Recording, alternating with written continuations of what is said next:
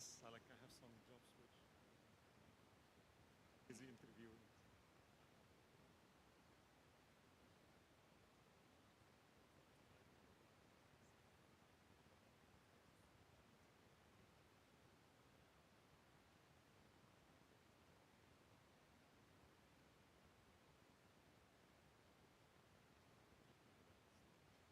Please.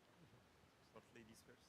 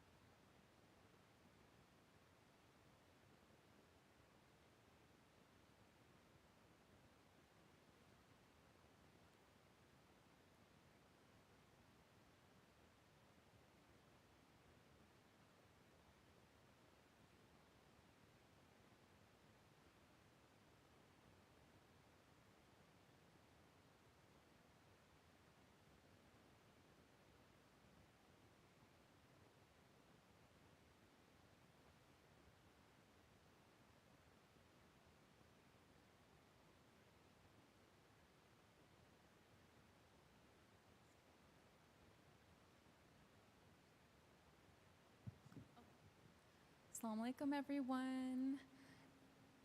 Thank you so much for coming out to our wellness panel today.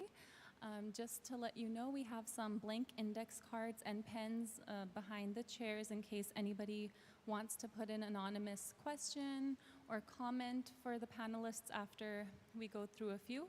Or we'll share the mic with you. You'll get an opportunity as well. We love to hear the community voices. So yeah, those are the two options, either on the mic or the index card, but we'll get started. So my name is Yasmin Irfani, and I am the Program Manager of Counseling Services at ICNA Relief in Fullerton. And I'll just be moderating with the amazing panelists, inshallah. So to start off, if each of you could please share who you are and what your organization does for wellness. Thank you very much. Assalamu alaikum wa rahmatullahi wa barakatuh. Hope that you guys are all doing well. My name is Wali Abdul Hanifzai, and I run a clinic alongside my wife, Dr. Lamba Aziz Hanifzai, where we serve individuals, families, couples, and we serve children who need any form of counseling services. And we are based in the city of Orange. Assalamu alaikum, everyone. My name is Dina Helmi. I'm the Director of Counseling Services at ICNA Relief, a nonprofit for, I don't know, some of you might have been with us last Saturday. We had our annual banquet. But we provide various services. We have a counseling center, as well as medical, dental, vision clinics that operate as well, and food pantry,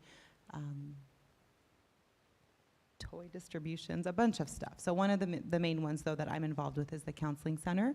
And we have a team of therapists who provide counseling services to couples, individuals, children, various issues.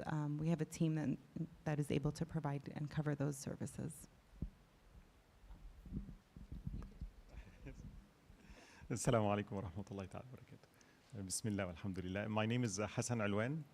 I'm related to this, like I'm with the Brahma Center and ICUI. Like we have this counseling program associated with the masjid. I also work with Dina, with her, like in ICNA, like I'm doing my own hours.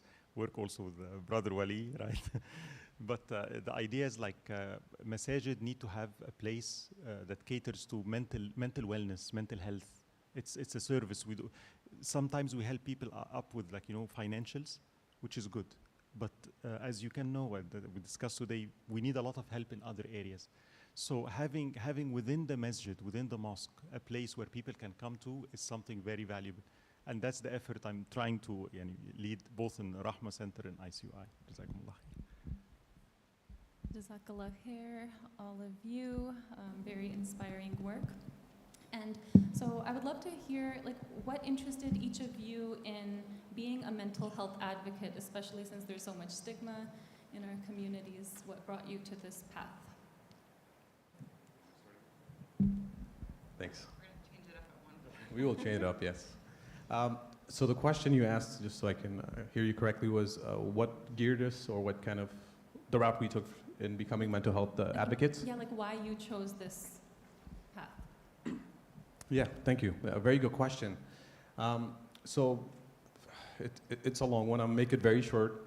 But the reason why I got into mental health advocacy was because I have a brother who has been diagnosed with autism since the age of 5. Growing up with him, I had to become an advocate for my family. Anytime, we would go out. So back, just a little story about myself and my family. We migrated from Afghanistan to the US in the year 2000. I grew up without a father till the age of 10.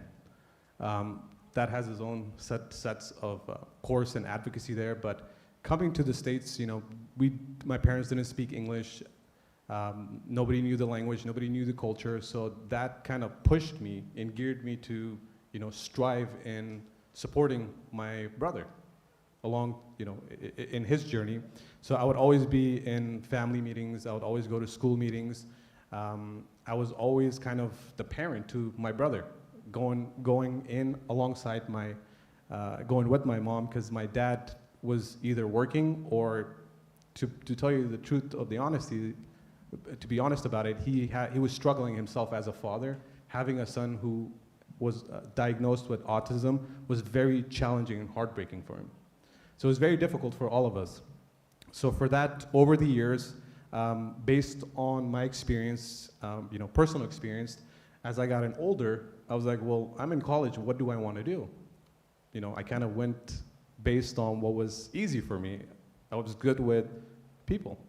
I even started volunteering at a hospital at the age of 17. I was doing hospice work, and I did that for 3 years. Folks that were at their end of life, let's say they had 1 month left, I would go out and I would provide respite care to their family members to help support them. So, and I was good with, discussing and conversing with individuals and families, and that really allowed me to pick this major, and that's what I did. Yeah. Okay, so thank you for sharing that, Wally. So, kind of similar, I think sometimes for me it was more of, growing up, I think sometimes things can look like, our parents try to create a bubble, and everything looks great in the bubble, and then at one point and bless their hearts, jazahumullah khair for what they do. At a certain point though, we may find ourselves exposed to things that we weren't necessarily prepared for, so it can be a little shocking in the culture. And so my background was a little bit more in education. I went and started off as a teacher, wanting to be a person that could really help and support children, even if they were having some issues maybe at home, which is very common, especially if there's parents have immigrated here and trying to acclimate and adapt to that lifestyle. A lot of times the children are struggling, kind of trying to fit between two, and they're navigating, and then there's identity issues like, who am I? So myself having gone through that, I was like, okay, I want to help students navigate, I want to help children navigate with their parents what that may look like, and how we can, hold on to our values and still understand, but do so respectfully with parents, because really at the end of the day, I believe parents are doing the best they can with what they have, and they're really trying to figure it out as well. So going through that, as I went into teaching for a little bit, started noticing that there was a little bit more support that could have been, that families may need, that as a teacher I'm not able to provide. Because we can talk about the students and their grades and their scores, and that's about as much as we have access to with the parents, but how do we talk about communicating effectively? How do we talk about having a healthy communication and a healthy dynamic with children, realistic expectations? So it kind of had me veer a little bit over into mental health, into counseling, and then along that journey became more of finding a balance and finding a voice of how we can normalize it. So kind of what you were saying with a lot of stigma that exists, it's like, why are we having such a hard time owning it and talking about it and comforting each other? Like, it's so easy for everyone to show up when it's happy times. When we're sharing a happy story, we're going through good things in our life, everyone's there. It's fun to be around people who are smiling and are happy. But then if there's a problem, it's sort of, what do we do? And so I do believe that it's not that people don't want to help. Sometimes it's just that they don't know how to reach out and how to provide that support. And so that's one of the reasons I'm a huge mental health advocate, if you will. It's like, let's talk about it. Let's normalize it. Just like we normalize going to the doctor if someone's diagnosed with diabetes or they broke their leg. They're going to go get it fixed and they're going to get it taken care of. Same thing with our mental and our spiritual health as well. Bismillah. For me, it was a little bit different. I was involved with the community in the forms of, like giving some halaqas and things like that. And I started to notice that in myself first, before others, that most of our problems is not religious in terms of fiqh, halal, haram, do, don't. Most people, that's what not they're struggling with. They're struggling with what they call spiritual struggles, but also it's mental struggles. I might be religious, but I'm still feeling sad. I'm religious, I'm still feeling anxious. And I've started to notice a pattern that sometimes religion in itself it's supposed to be a source of relief. But can you imagine if religion becomes the culprit? And I started to notice that spirituality, even God, Allah subhanahu wa ta'ala himself, if you don't have the right view of what it is, it can actually aggravate your mental health condition. So I've started to notice, which was interesting for me, like people would come, I was not a therapist, I'm not even a sheikh, and they, can I ask you a question? And I was like, okay, I'm not a sheikh, first of all, and I'm not a therapist either. So why are you coming for me? And I started to notice this vacancy, that what most of the Muslim community, in my personal view, need is a combination. I really need someone that's grounded in some Islamic, especially tazkiyah process, that understands the heart, the nafs, that is founded in Allah subhanahu wa ta'ala and the hadith, but yet at the same time has the tools, the interventions that, if you will, the Western society offers. So it is Islamically grounded. And this is not only in severe mental health conditions. I started to notice it can be a person in the family that have some mental health condition. But guess who's suffering? The mother, the father, the brothers, the sister. They need support. How do we deal with this? What does it mean? Ya Rabbi, what are you telling me in this? You see, spirituality becomes in it, right? I started to notice that relationships is a big part. Like I would tell you, 2/3 of the cases we have is not individual. People that come, because many people think mental health is just me and my mind, which is, yeah, but guess what? Sometimes that's shown in the context of a relationship. You get a person, he's okay by himself. He gets married and all of a sudden things happen in the whole family, right? The son is okay in school. He comes home and I don't know what's going on at home, right? The systemic view, relationships. There is a lot of relationship issues that has to do with character. And religion is a part of it. So what attracted me was, okay, I think we need to combine both. What we would call, Christians do that, unfortunately. You go to any church, they would have a sheikh, they would have an imam, but they would have what they call a pastoral counseling. What's this guy? He tell you, okay, here's what we did. We got one of our people, he went to an MFT program, marriage and family, he got the degree, but then he comes back, does a seminary, so he's grounded in our belief. Now when he gives counseling, he tells people, this is counseling based on the Bible. So do we have something similar? Can you imagine having someone who's grounded Islamically, who has the psychology knowledge, but day one he tells you, this counseling we're going to do is based on the Quran and the Sunnah, right? Grounded in that. That's a missing area. So, and the best place to have that, my vision, was the masjid. How come our message at the masjid is supposed to be the place to go to when I have a problem? Not to be the place when I go to, I'm afraid to go because that's the place I'm going to be judged. It's supposed to be the opposite. This is the first place you can come and feel safe because I'm interested in helping everybody. I don't know. Whatever problem you have, me and you against that problem. You're my brother, you're my sister. I'm there for you. That's what we need in the masjid. So creating that, I think, was my passion. So that's how I turned out to say, you know what, let me get the degree as well. Thank you so much.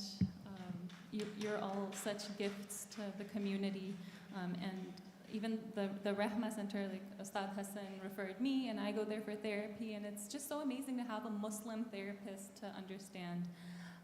So if my next question, then it's open up to all of you, is what are some practical tools that each of us in this room can use to make our communities, the Muslim community, safer spaces? It's a perfect segue from your previous response. No, you are very passionate and on a roll, so we can start. Bismillah. One thing I just said is think about the Prophet sallallahu alaihi wasallam. He's a source of healing, right? One of the key elements of Muhammad sallallahu alaihi wasallam is empathy, shafaqa. When he listens, he listens. When you speak, he's there with you. He feels it. He would cry. Right? One of the things we really, I think our centers, even our families would need, is people in general needs to feel seen, heard. This felt sense of self. Do you see me? Do you understand me? Do you get me? Trust me. In many cases, I would tell you that my origin is engineering, right? Engineering is about what? Solving problems. That's all I do all the day, right? You give me something, okay, what's the problem? Here's the solution. You fix it, and next problem, right? Humans are very interesting. Because I remember when I first entered this, I said, the Prophet sallallahu alaihi wasallam had in his community he had people that were drunk, he had people with trauma, he had people with anxiety, sadness, immigrants. What did he do? What was the intervention? See, I'm thinking, what's the biggest intervention? Is very simple. The human needs to be seen. I need to have meaning. Was that in vain? What I'm going through, do you see me? Do I feel? And guess what? When you give people that, in many cases, Allah placed in us already solutions. It's like seeds. We have it. You know what it's missing? It just needs to be watered. Sometimes you water the wrong seed, and then you have the wrong fruits, and you're angry. Yeah, it's the type of fertilizers that you're not catering to that. So providing that is one of the biggest things. So I think for our communities, asking about each other. Not waiting, oh, salamu alaikum, how are you doing? And then I leave. Asking, going that step further, how are you? Really, it's not now, how are you? How are you really? I'm there for you. What's going on, It is safe to come and speak. You're more than welcome here, right? I'm with you. I'm your brother. I'm there for you. And this is not something, again, from an engineer, here's what you do. You know where it is? It's here. It's a change of hearts. I need my heart to be this way. Do I really look to my brother and sister, even like they're doing something haram, how do I look at them? Because they will see that. It will come, my words will come shaped by the image of my heart. It's not about the words that leave my lips. It's about the heart from which those words came. So what we really need is that sense of heart, that prophetic heart. Well, فَبِمَا رَحْمَةٍ مِّنَ اللَّهِ لِنْتَ لَهُمْ وَلَوْ كُنْتَ فَضًّا غَلِيظَ الْقَلْبِ لَانْفَضُّوا مِنْ حَوْلِكَ. The rahmah of Allah, this is the source of it. You became malleable and lenient and soft and approachable for all of them. Had you been harsh, commanding, demanding, they would disperse away from you. And I think that's what we miss. The soft hearts, the hearts that care, the hearts that are willing to, I'm there for you. I'm providing what we call a holding environment. Speak as much as you want. I'm there, and I'm sincerely interested. And you know, the tables will turn. One day, you'll be there for me too, because I'm a human, right? And I need to feel that we're brothers and sisters. If we have that type of hearts, that type of spirit, I think we went a far way.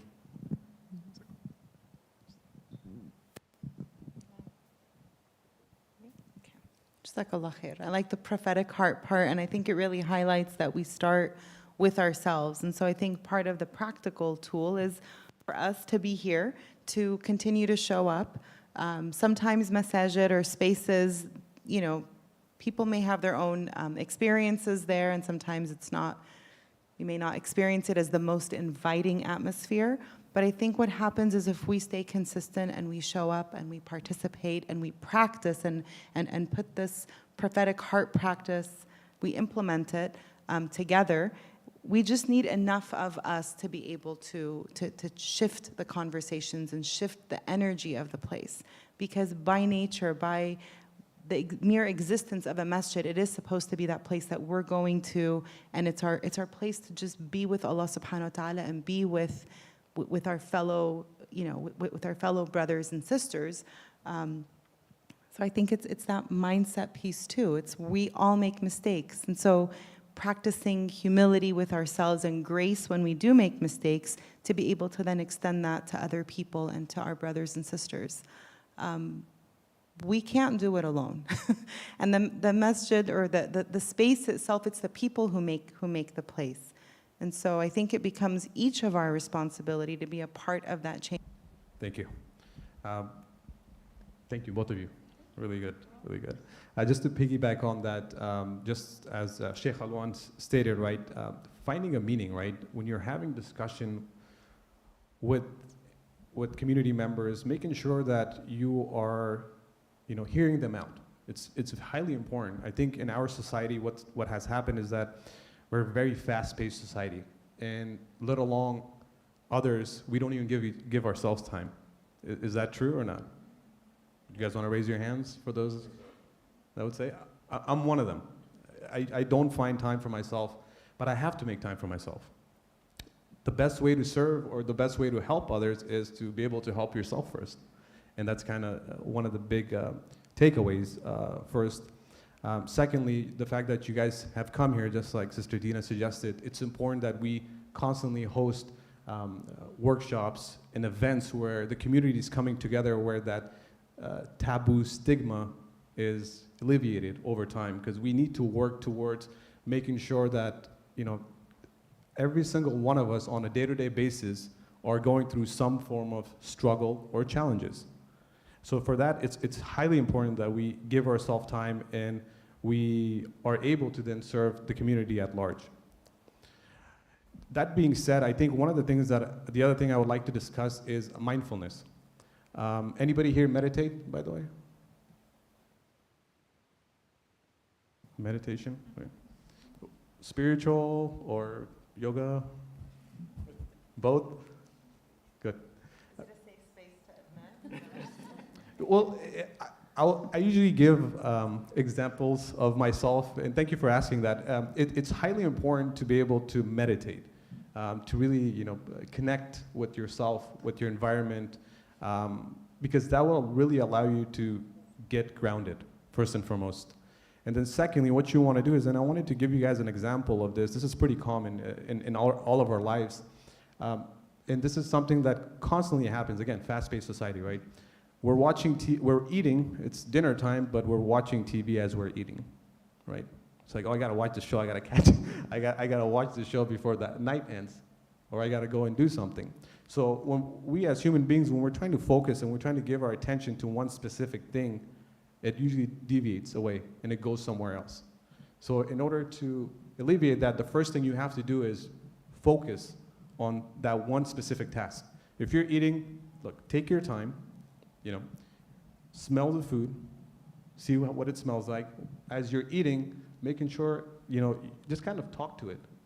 You know, I know it's a little weird, but you got to talk to it. You got to kind of enjoy, you know, and kind of play around. Well, what's in this food? You know, the way it was made, what's in it, how does it taste? That will help you appreciate life more. And then slowly, as you do that, as you're more mindful, let's say you're driving instead of, there's times where, you know, where folks are unaware, like if you got in your car and you came to the masjid, not even knowing, well, you know, what traffic light did you go through, what's on the side of, you know, your house's corner, you know, what bakery store is there, what stores are there. A lot of us are not aware of it to a larger degree. So take the time to be more aware of that as well.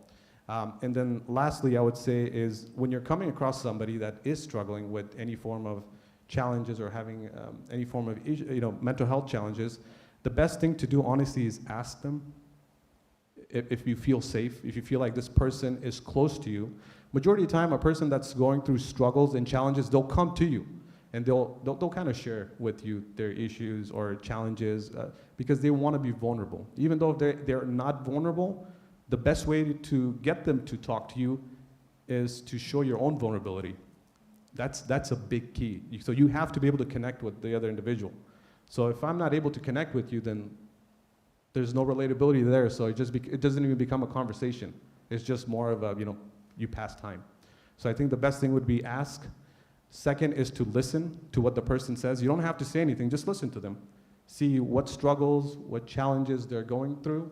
And then lastly, refer them out to a professional. That's all. Well, those are amazing tips. Thank you so much. I love the piece about vulnerability because it's kind of magical. Like as soon as one person shows up, then it gives permission to everyone else, and it's like a ripple effect. So thank you so much. And now, who would like to be the first person to raise their hand and share out loud? For any question, this is a great opportunity.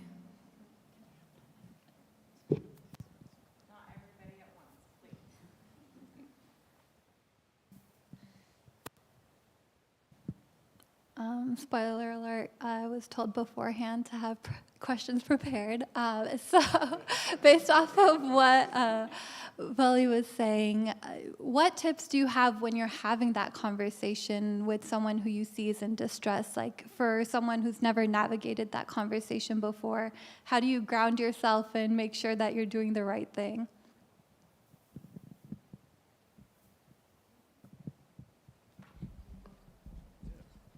Yeah. So are you talking just as a community member or as a practitioner? Oh, as a community member. As a community member, yeah, perfect. So when it comes to these kind of scenarios, I think one of the best form of way to, I think for me it's always relatability. Number one thing, anything that I've done in life, it's either I'm flying somewhere, I'm trying to relate to someone. Having a relatability with someone is kind of the key, but prior to that, let's say someone comes to you and you notice that they're in distress or they're not opening up, right, or they don't want to share their challenges or the challenges that they're going through. Some of the things that you can do is, again, you can ask them, just be straightforward. Hey, are you going through difficulties? I've noticed that, X, Y, and Z. You can kind of express, when it comes to their mood, has their mood changed? Has there been any signs of, their affect? Are they more angrier? Are they quieter? How's their energy levels? So prior to even approaching them, kind of evaluate the person in the situation and see where they're at. If you have seen their mood changing, if you have seen their pattern of behavior changing, then that allows you to, move forward and either asking them, is everything okay? Or what you can do is you can always, invite them over to, talks like this as a form of a social gathering, or taking them out, just having a one-on-one discussion with them, just so that way you can at least share your point of view and share your thoughts with them prior to that. Thank you for those tips. I'd add also, of course, I have to do a plug for mental health first aid. So that is, it's a course. It's about an 8-hour total course, roughly, that basically teaches people not clinicians, just people, a little bit of background about mental health, how to identify some of the challenges that may be developing that a person may have, how to approach them, to have conversations, and what to do if they are experiencing a mental health crisis, how to be able to help them and connect them to professional resources. So that's sort of a plug for anyone who wants to. You can talk to us, me or Yasmin, after. We'd be happy to connect you with some resources for that. But I'd say also in general, just validating. A lot of times we don't practice how to listen, even though, subhanAllah, like, we have the best of examples with how to listen from Rasulullah sallallahu alaihi wasallam. And so it's validating. So someone comes up and they're having a hard time, and sometimes it's our discomfort and our wanting to find a solution or not knowing what to say. So we have a tendency to either belittle it or, bust out with a, at least alhamdulillah, it's not like, it maybe was a good intention, but it's not comforting to the person who's experiencing a challenge. So learning how to be an active listener, an empathic listener, these are skills everybody can have. And I promise you, you'll not only use them with friends that may be experiencing a challenge, but it also shifts in dynamics with families, with your friends who are not having a problem or may not be having a challenge. And then giving yourself permission to not have the answer. Like, you may not know what to do, and sometimes it's more of like, I don't know what to do, but we can find a solution together, or like we can, and being able to connect them in that part.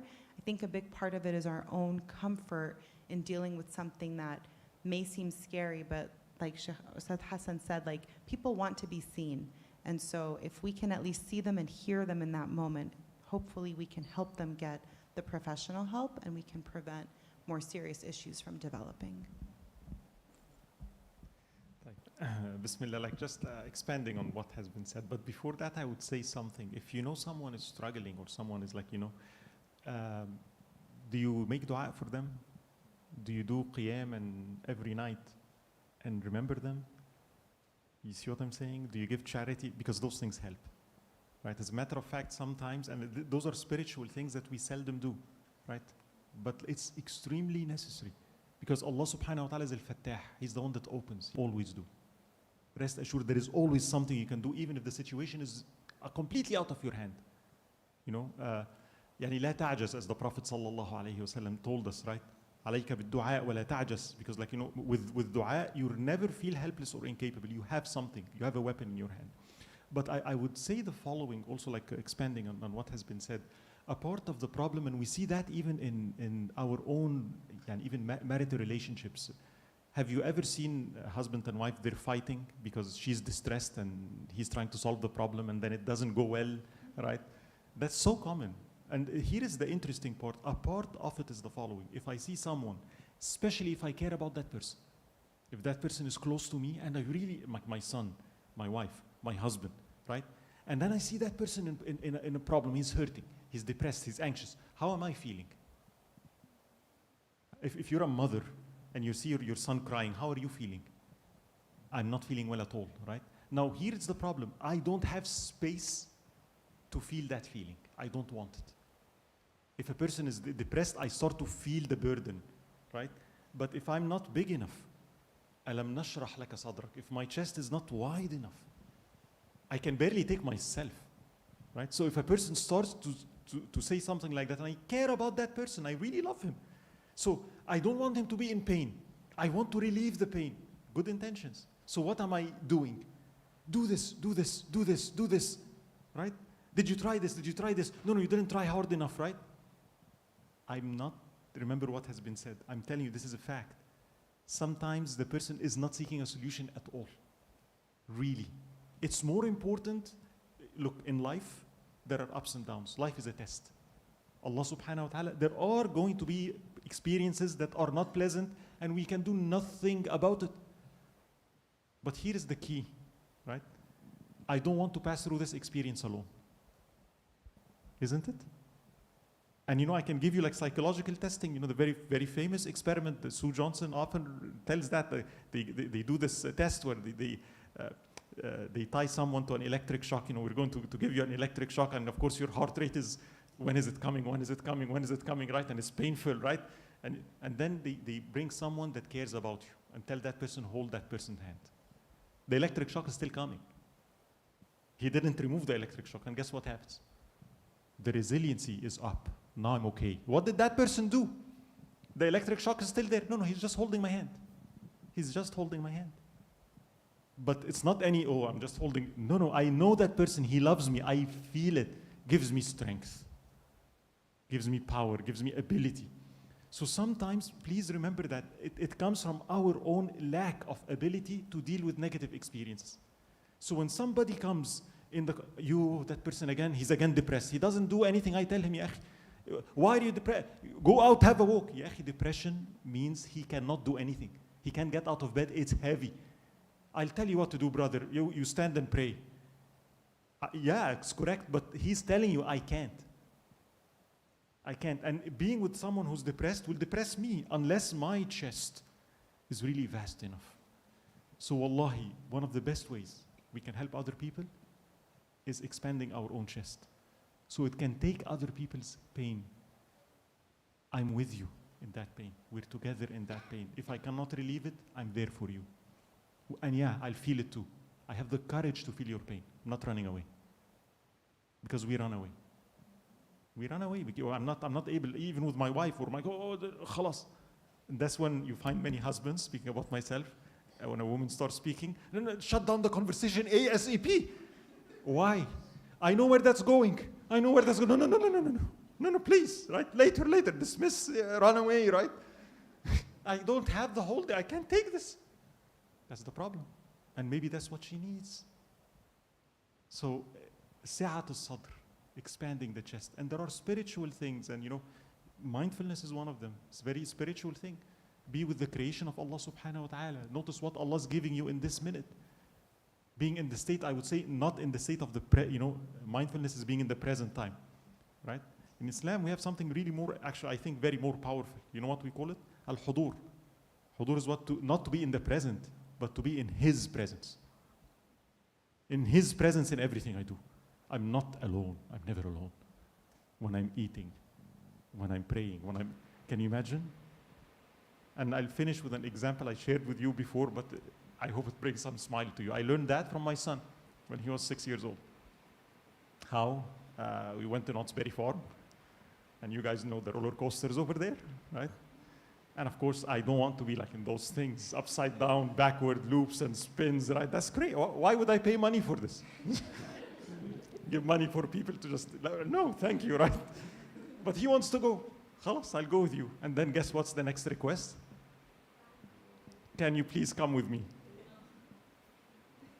So what did I do as a dad? You see, because I love him, that's not a pleasant experience, is it? Why would I do that to myself? Because of him. So I ride with him, and here's something I noticed in myself. It's terrifying. But as this thing is going upside down and I'm looking and he's smiling, how am I feeling? It's worth it. Right? On the way out, I get a yearly pass, we're coming again, right? But the idea is the following. Life is a test. Don't take it alone. There is roles in life. It's coming your way. There's a dip, and But the worst thing is when I look and I'm by me, alone, which I think is the disease of our time. If I was to ask you how many people, even married with children, but I feel alone. Why? With all the social media, with all the phones. If you ask me, I work on, and I've shown you this, you guys have seen my phone before, right? Right? You've seen this before. Right? I make a point by that. Those things do not help make us closer. They're abused. They actually we're very lonely. Extremely lonely. And that's what I'm saying. Being heard, being there for you, having the space for you, I think is essential.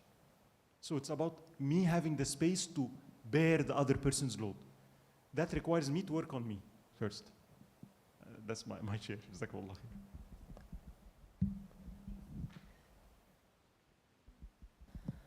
Thank you so much. Who's next? Okay. Assalamu alaikum. Can you hear me? Yeah. Okay, sorry. I have a question. One of the things I often run into is shame, and how shame is like in the Muslim community, it's very different than it is in other communities.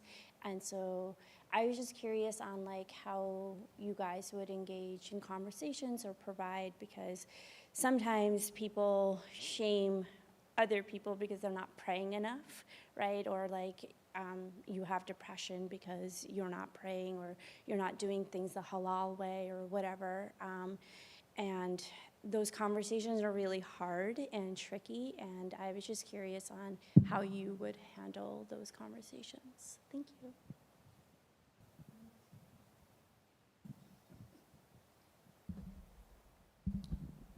Thank you. Good question. Thank you very much. Yes, when it comes to shame, so this scenario is pretty common within the Muslim community. I'll give you guys a scenario. So working in with different like ethnicity and different groups of people, I've come to realize so it varies. So let me just put it this way. I've worked at clinics like private clinics, nonprofit organizations, the Muslim community, non-Muslim communities. One thing I've noticed, and this is a pattern of behavior that I caught, but mainly in immigrants and refugee Muslim communities, not with a lot with our newer generation, or in folks that have been born here in the States or have been raised here.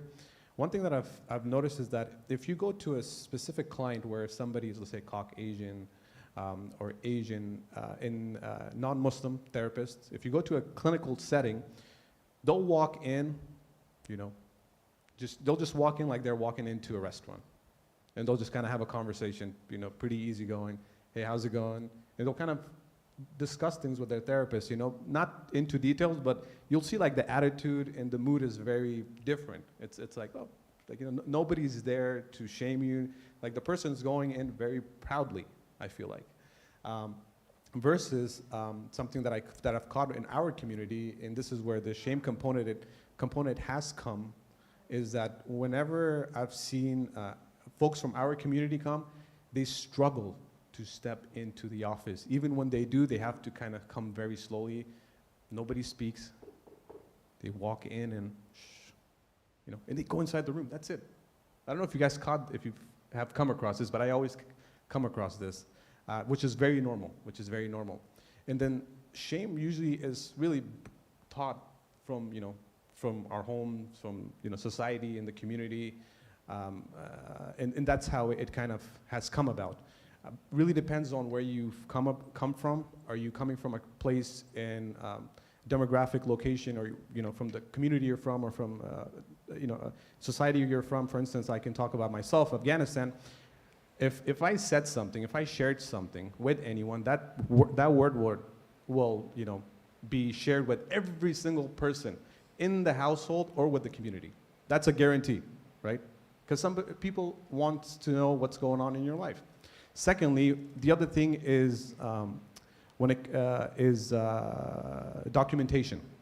A lot of families and individuals fear what will be written in my documentation and what will go, you know, what is the therapist going to write about me, right? They're already psychologically predetermining something that's not there. So what happens here is that we as individuals, we create a barrier that's not there for ourselves, because over the years, we've kind of grew up in an environment that, you know, that has caused us to think this way, that there's something there. It's like, you know, like our parents, when we were little, they usually tell us what to do, what not to do. And then there's times as we get older, you know, and Sheikh will talk more on this, but I'm just talking to you as a practical individual. As we get older, we want to make certain decisions, right? We're like, oh, I want to go and buy a car. I remember when I first bought my first car, I was a little hesitant because I've never done things by myself. I would always get, you know, my parents' approval or include them and involve them in making a specific decision. I remember even when I was buying a car, in the back of my head, I was like, should I do it? Should I not? I felt like somebody's there, right? And I knew if I go to the house, you know, there might be questions. You know, my parents might ask me questions. Why did you get the car? Why didn't you tell us? So that becomes a barrier. And that's what it is with individuals as well. That shame component or factor is embedded in us from earlier on in childhood, and that's what stops us. So if you can recognize that and tell yourself it's okay, nothing's gonna happen, you know, and then by doing that and taking that step towards, you know, seeking help, it's a lot better. And then a tip that I can give you guys is create a chart of pros and cons. You know, you could use this in anything. Create a chart, what are the pros and what are the cons of your actions, and whatever weighs more, you know, you can just kind of go based off of that. I hope it helps too. Thank you. Tackle it from a slightly different piece. I think the aspect of, if I heard like a certain part of it, it's that other people, for example, attributing that whatever you're going through is a result of, and then it's like you're not praying enough. You're doing something that might be haram. You're doing all of this. So that's us taking it, I mean, at a certain point, whoever's saying it, maybe, I mean, I'm gonna assume they have good intention. They're trying to basically like use it as a fear tactic to kind of get the person to shift or to change behavior. But at the same time, it's like that's interfering with the person's relationship with Allah subhanahu wa ta'ala. Like at the end of the day, the antidote to that is for a person to know Allah like their own knowledge of Allah subhanahu wa ta'ala, like the correct way, not inheriting or taking in what someone else is basically saying. Like a lot of us, I think, just in the cultures that we may have grown up in, our view of Allah subhanahu wa ta'ala is what maybe our parents and our early teachers and maybe society, maybe the masjid culture that we went to, like that's what we heard. And that's the Allah that we know. But we know that Allah subhanahu wa ta'ala, like we're not expected to be perfect. If we were gonna be perfect, like we would have been angels. We would have been made angels, but we were made humans. So we have that choice. And there's that always the door, we're gonna make mistakes, and it's for us to know that we can go back to Allah subhanahu wa ta'ala. So in the moment of struggling with that, sometimes what happens is a person can take it in and just be like, okay, then I'm not good enough. Like this is just proof that I'm not good enough. But the truth is no, everybody is good enough and capable if we can stick to it, see what is it that I can improve on for me, not because they're telling me per se, but if I look at, if I get to know my Allah, like if I get to know Allah and my relationship, then I can see what would He, like that presence, knowing that Allah subhanahu wa ta'ala is there all the time, forget people. So that shame that comes from them, it's sort of in a way, if I give them that power for them to have that, that impact or that, you know, to affect me that way, then it's there. But if I turn around and it's just more of like, okay, that's what they're saying, however, let me be honest with myself and take inventory. What might I be able to do differently? So there is that separation of me from them and then what's happening. Because at the end of the day, the only one who's gonna judge us is Allah subhanahu wa ta'ala, and that's the relationship we wanna hold really, really tight with. Bismillah. Very profound question. And the part of it, you're saying, I've noticed that in the Muslim community, we tend to do that more. Sometimes religion ends up being the tool that is used, right? So first, this is something that has interested me since maybe the last 8 years, I would say that, right? Shame and Islam, shame and Allah subhanahu wa ta'ala, shame and the image of God in our hearts. And as I'll tell you this, been doing some research with the Yaqeen Institute, myself and Imam Uthman Omarji, and this is quantitative. It's not just like, I think. We created a survey, a questionnaire that assesses how do you see God? What's the image of God? Not the here, what's your experience of Allah subhanahu wa ta'ala, right? And then we assessed other things, like shame, self-esteem, and we found very interesting things, very profound things. Shame prevents compassion. Something like, when I read this first and I saw this, what do you mean? Fear of compassion. Have you heard this? What does it mean, fear of compassion? Can you imagine somebody that resists compassion, does not accept compassion on himself? Why is that? I was like, who does this? Why?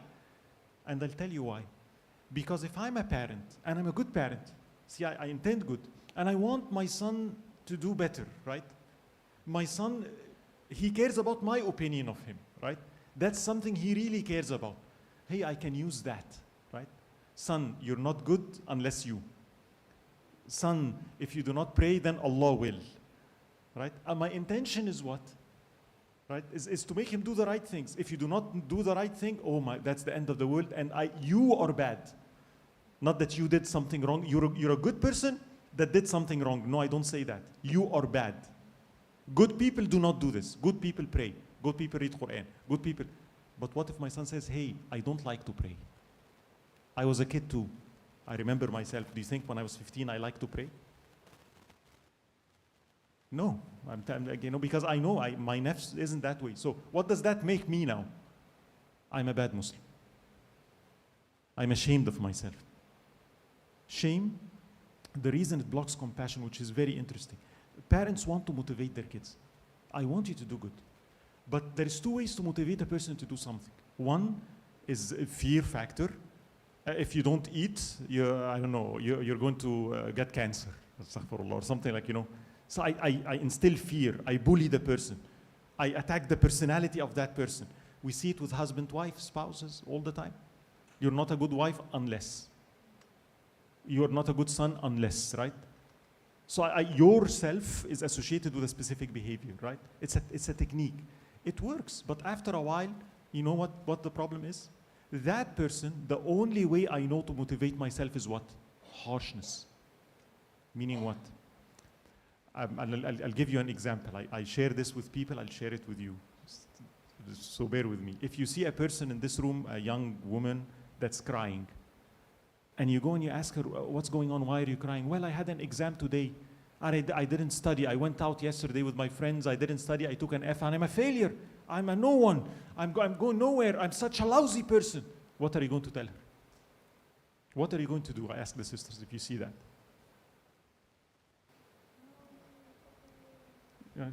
By the way, the first thing I notice in sisters is they do not speak. You know what's the first thing they do?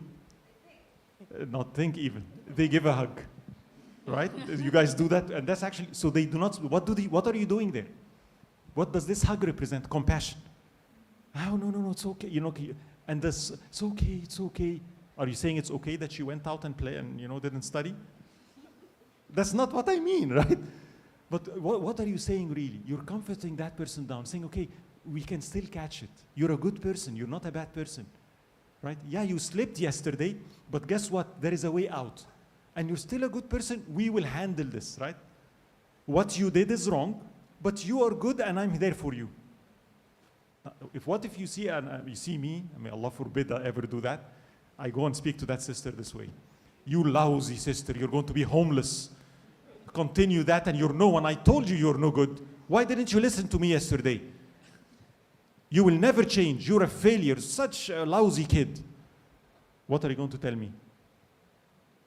What are you doing, right? And I tell you, I'm motivating her. You're not motivating her. You're bullying her, right? That's going to cripple her. Not only she's going to have depression. She's going to, her self-esteem, you're destroying her worth, right? Here's my question. If that sister that did not study and failed the exam was you, how do you speak to yourself? Alhamdulillah. But you know what the problem is? Many sisters will say the following. I can show compassion to another sister, I can show another, but when it's me, no. And you ask, so why? Why do you speak to yourself so harshly? Why do you bully yourself? I'm such a lousy person. My God, I think I'm a hypocrite. I'm a munafiq, I'll definitely go to hellfire. I'm no good. Yeah, you made one mistake. Why are you speaking this way to yourself? Can you speak kindly to yourself? No. You know why?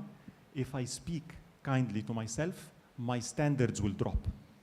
If I'm compassionate to myself, I'm going to stay and keep doing the wrong things. The only way for me to be good is the whip. Where did that come from? I hope you see that. That's the voice of my father in my head. And guess what? Now I read the Quran, I want to pray more, right? So which verses I'm going to read? What happens to the people that don't pray? You see? Why are you? Because I want to motivate myself. You're bullying yourself. That is the threat system. And you know what it causes? 3 things. Fight, flight, or freeze. Either at the end you'll be angry and say, what kind of religion is this? What kind of parent is this? And you leave the whole thing, right? Or you'll run away, or you'll freeze, depression. There is another way to motivate ourselves. The Quran, by the way, shame is not a part of Islam. I can give you lectures about that. The people of Uhud, we had the entire lecture here. They messed up badly. You know the archers? That the Prophet ﷺ gave them instructions and they did not follow, and terrible things happened to them, and they made wrong things. How did Allah speak to them? How did the Prophet did he shame them? Go and look. No, never. Never happens. As a matter of fact, in our deen, the Prophet ﷺ said, if a young woman commits something that's haram, or a young man did something that's haram, and you have to establish had, meaning what? He did something wrong, he has to be punished. Said, establish the had, the penalty, but do not put that person down. Never attack his personality. There's a difference between I'm punishing my son, but there's a difference between you're a lousy son. That's an attack on his self. That's what shame does to us. I intend good, but I'm destroying the person in front of me. Islam is never this way. Finally, think about Maryam alayhi salam. When she came to her people with carrying Isa alayhi salam, what did they say? A young woman went and came with a baby. What did she do? Right? So imagine a woman that did this and came to the masjid. What are you going to call her? You know what they told her? يا أخت هارون ما كان أبوك امرأ سوء وما كان أمك بغية. يا مريم لقد جئت شيئا فريا. What have you done? Your father was a noble man. Oh, you're like Harun in your manners. How can you do this? You see, you're so good. That's not befitting for you. Not you're terrible. You're like, So shame is its own thing.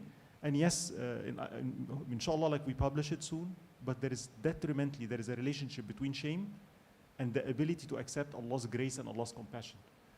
And it's the opposite. You want to fight shame, understand how Allah subhanahu wa ta'ala covers us when we make wrong things. How Allah yearns for us to come back. How Allah subhanahu wa ta'ala is willing to accept us even with our mistakes. I ask Allah subhanahu wa ta'ala to enable us to be that. Inshallah. Jazakallah.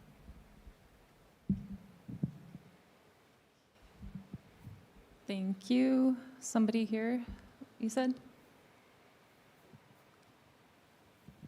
Assalamu alaikum. I appreciate the conversation that we're having this evening.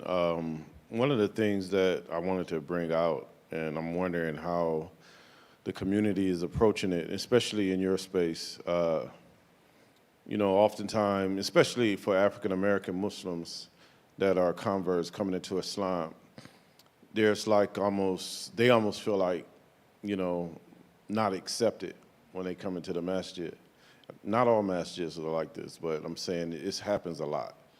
And I think,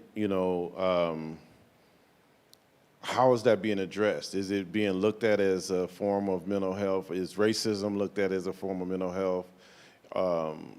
And how do we deal with that? How is that being addressed in you guys' space? Because oftentimes when, folks that are African American come into masajid, they kind of connect with each other when they see each other because they feel like the rest of the community is not connecting with them, giving salams and things like that. My brother that I brought here today, he's a convert to Islam, more recent, and he feels it, and we've had those conversations, right? So I'm wondering, how is that being framed? Is that something that's being described and framed in the context of the community having mental health as it relates to racism, or just not feeling comfortable when African Americans come into masjid and things like that? So me and the brother travels to masjids just to get somewhere where it's, where we get salams, right? Just basic salams. And, the community that we originally come from, where we live, we don't get salams. We just go to Jumu'ah, pray our Jumu'ah and leave. That's it, because we don't get salams. So it's really strange to me, considering, and I'm someone that studied the deen, seriously, for a very long time, and they don't know me. Sometimes we feel like, maybe they're zakat recipients, so they want zakat. That's just the kind of feeling, and these conversations are happening in circles amongst other African American Muslims, because we're having halakas and things like that just to get connection so that we feel like we're Muslims. That's accepted in any community, right? Because often when we go to the masjid, we don't get that. So I just want to know, how is that being framed in the context of mental health as it relates to Muslims, treating other Muslims a certain way when they come. So, inshallah.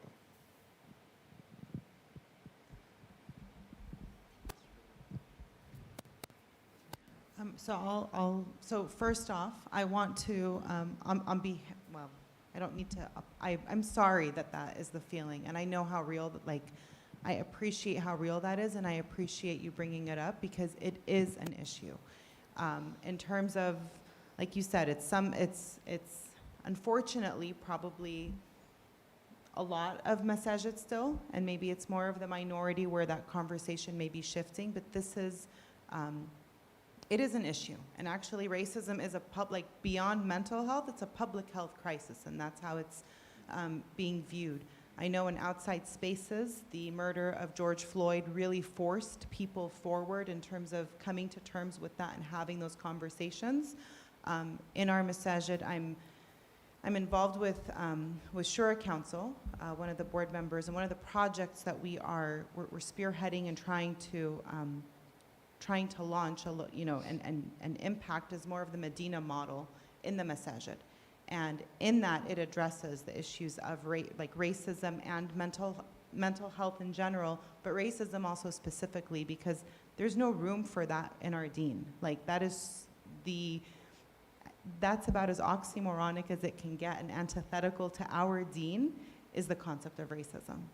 And yet it's so prevalent. And so a part of it is having open conversations, which the hope is that we will be having these conversations in masajid to see the impact that it does have, and then come together as a community with solutions of what can that look like. And so a piece of it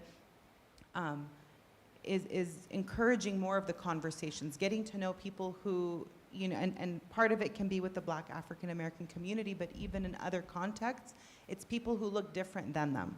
So it's from this country to that country, but unfortunately, it's felt and seen more with the Black and African American communities, and that's not okay. And so it's more of, we're trying to have the conversations in the mental health space.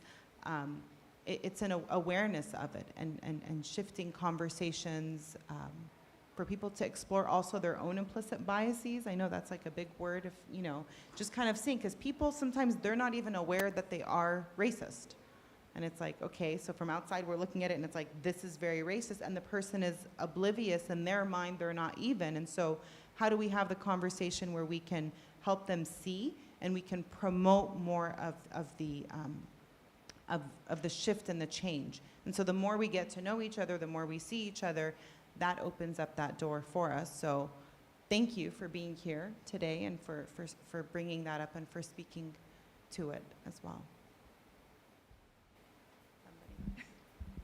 Yeah, first and foremost, thank you so much for coming here, and then for also acknowledging this matter. Just to piggyback on Dina, I'm not going to say much because I'm also part of the Islamic Shura Council, and this is something that is being worked on, and we're trying to find a better preventative measures, take preventative measures in that. That being said, just like Dina said too, even a lot of there's folks out there that are not aware that they're racist. They have they say things or they'll do things that they're not aware of, but for them it's normal, it's common. But in reality, it's like, no, it's not. It's you're bullying somebody, but deep down they are racist. And I can say that because even being Afghan, we internally have racism amongst each other with different ethnic groups. So, but we're doing the best that we can, though. Jazakum Allah khair, wallahi, sincerely from my heart. And I would say, as myself, I'm not doing enough. First of all, as a person, I'm acknowledging it's a lack of our part. And what has been said is right? We, even within our own community, look, I'm Egyptian, right? So in a certain masjid without names, right? When I first came here, I was praying for the first year, right? Only in the second year, somebody was there, I spoke in Arabic. Right? And here comes another guy who's an Arab, says, إيه ده؟ أنت مصري? You're Egyptian? Oh, so sorry, I didn't know. I didn't speak to you for a year because I thought you're a Pakistani. What does that mean? You know? And this, you see, like what the Prophet sallallahu alaihi wasallam, when somebody, one of the companions, did this, and he put down a person because of his skin color. What, you know, the Prophet sallallahu alaihi wasallam said, "Innaka mru'un fika jahiliyyah." You're a person with jahiliyyah in you. That's not acceptable. That's not Islam. This is a trait of jahiliyyah. It is extremely serious. And it's you saw, this can cause division, can cause blood between people. No, nay, even al-Ansar wal-Muhajirin, you know, two groups of Islam, groups. In the Quran, the names are mentioned. You know, Muhajirin, people that immigrated. Al-Ansar, people that helped the Prophet sallallahu alayhi wasallam. In a certain situation, something happened, and a group of them said, Ya lil-Ansar. You know, whoa, the Ansar. And the other group, wa lil-Muhajirin. What did the Prophet sallallahu alayhi wasallam says? Ada'wa al-jahiliyya wa ana baynukum. Are you going to split into black and white, Egyptian, Syrian? You're Muslims, first of all. This was supposed to be, and I think that's what's lacking. The solution is in this area. This was only intended by Allah so we get to know each other. Diversity. The cure is, I think, many of us, me included, on top of that list, we don't really understand the challenges of the African American community because I'm in my own bubble. So I don't know what you're going through, really. To extract empathy, I think that's what's needed. We need to step out. Go to places and just see what's going on there. Vice versa, knowing each other. And it's not just simply by knowing you on a surface level. No, no, no. I think that's what's missing. So that's necessary to extract the empathy. They're our brothers in Islam. Do you know what they're facing? Same as Muslims. Many of the non-Muslims, they fear us because they don't know us. They don't have no understanding of the challenges we have. If they know us, wallahi, they'll be very happy with us. Same thing. And may Allah. And I'm going to add also to it. So there's a part of, yes, please, you know, be in places, but also it's an invitation for each of us to look internally and see what are we doing. Like, we all have biases, we all have, we may have things that we haven't worked through or we're not even aware of. So it's also an invitation for all of us to kind of check with ourselves, like, do we, you know, who's in our circle? Do we know people who are from a different country than us? Do we have any, like, what do we do when we see someone who looks different than us, right? And then however way that may be, but it's an opportunity for us to take a stand, and then for us to be cognizant and be aware, and facilitate conversations and facilitate, you know, go out of your way to make someone who you've never seen before at the masjid feel welcome. And that's part of the mosque, right? But if you walk somewhere, like I'll go sometimes to a masjid and it's like, born and raised here, seen all the, like different terrains, but it's more of the fear of like, oh my goodness, if I walk, like, do they have a separate entrance for women? If I accidentally walk through the wrong one, am I gonna get shunned? Is someone gonna give me a look and yell at me? Like, and it's, okay, I thought we got past this, right? But it's still almost, you know, even coming here sometimes in a place where I know that the women are welcome down here, but it's almost, is there a gentleman who's gonna see me outside walking through this door where he's gonna say something to me if I walk through the wrong door before I even get in here? So it becomes more of, how do we create those spaces where people feel safe to make a mistake or do something wrong or challenge ourselves to make new friends? And that's how we know each other. That's how we develop that empathy with each other. That's where we can create conversations, because there's a lot of struggle that we don't know that each other go through. And when we know it, we can appreciate it, we can empathize, we can connect, and that's how we build a stronger community that's gonna hopefully change the trajectory of what exists, so that no one ever has to feel that they're going somewhere and feeling like, we're not even gonna get assalamu alaikum when we walk in. That's, inshallah, that stops sooner than later, inshallah. So we're almost out of time. It's almost Maghrib, but is there any quick question that someone has? Like, just raise your hand if you have a quick one. Okay. Would you like to close with a dua, Sheikh Hassan?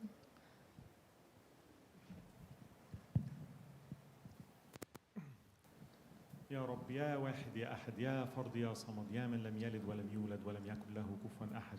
اللهم وفقني إلى كل خير وخذ بأيدينا إلى كل خير. اللهم اجعلنا مفاتيح لكل خير. اللهم ارزقنا قلبا شاكرا ولسانا ذاكرا. يا رب يلطف بنا فيما جرت به المقادير. يا رب دبر لنا فإننا لا نحسن التدبير. يا رب نسألك العفو والعافية في الدنيا وفي الآخرة وفي الدين وفي كل أمور الدنيا. يا أكرم الأكرمين يا أرحم الراحمين، نسألك أن تغفر لنا وترحمنا وترزقنا صحبة نبيك محمد صلى الله عليه وسلم في الفردوس الأعلى. اللهم أفرغ علينا صبرا. اللهم أسعدنا بك في الدارين. اللهم أنت الجبار فاجبر كل قلب كسير. اللهم أنت نور السماوات والأرض، فيا ربي املأ قلوبنا بنورك يا أكرم الأكرمين، واشرح صدورنا لذكرك ولكلامك ولسنة نبيك محمد صلى الله عليه وسلم. اللهم اجعلنا ممن يشهد أنك لا إله إلا الله، واجعل أقوالنا وأفعالنا تشهد أن لا إله إلا الله وأن محمد رسول الله. اللهم ارزقنا سلام الإسلام وأمن الإيمان وحسن الإحسان. وصلى الله على محمد وعلى آله وصحبه وسلم. Jazakallah khair, everyone, for coming and for having your caring, empathetic heart that brought you here. This is the start to many continuous conversations. Please feel free to reach out to anyone. It takes all of us, so thank you. Assalamu alaikum.